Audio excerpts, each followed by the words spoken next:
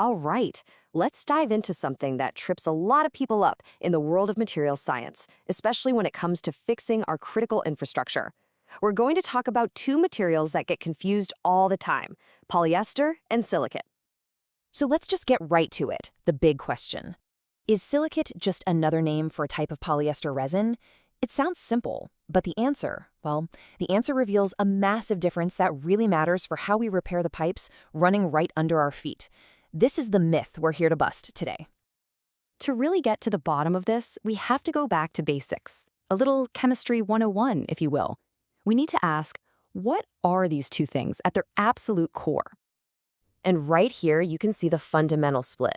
On one side, you have isophthalic polyester, which is an organic polymer, and on the other, you've got silicate materials, which are inorganic minerals. I mean, they're not even in the same family in the world of chemistry. They're totally different beasts. Okay, so first up, polyester resin. The easiest way to think about this is as a synthetic, man-made material. It's an organic polymer, which just means it's built from these super long, repeating chains of carbon molecules. And really importantly, before it cures, it's a liquid. Now, silicates, they're basically the exact opposite.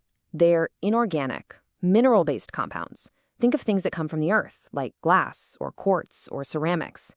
They're made of silicon and oxygen, not carbon chains. And they don't start out as a liquid resin. They're usually solids, like powders or crystals. So you're probably asking, okay, if one is a liquid plastic and the other is basically a rock powder, where on earth does the confusion come from? Well, it all boils down to one simple concept, the filler connection. Let's just put this to bed once and for all. Is silicate a type of polyester? The answer is a clear, absolute no. They are not the same thing. They're not cousins. They're not even in the same chemical kingdom. And this is the key to the whole puzzle. This is where everyone gets tangled up. Silicate is not a polyester, but it can be used as an ingredient mixed into it. It's an additive, not a subtype. That's the whole distinction right there. Here's a super simple way to think about it. Imagine you're making cookie dough. That liquid polyester resin, that's your basic dough. Now, the silicate powder, that's like throwing in a bunch of chocolate chips. You mix them in, and what do you get? You don't get a new type of chocolate chip, right? You get chocolate chip cookie dough. In our case, you get filled polyester. Okay, so who cares about cookie dough in chemistry? Why does any of this actually matter in the real world? Well, it has huge consequences, especially in a technology called cured-in-place pipe, or CIPP. That's the cool tech we use to fix pipelines from the inside without having to dig up entire streets. And in the CIPP world, you've basically got four main contenders in the ring. You have your resins, isophthalic polyester, and its tougher big brother, vinyl ester. Then you have the real powerhouse, epoxy.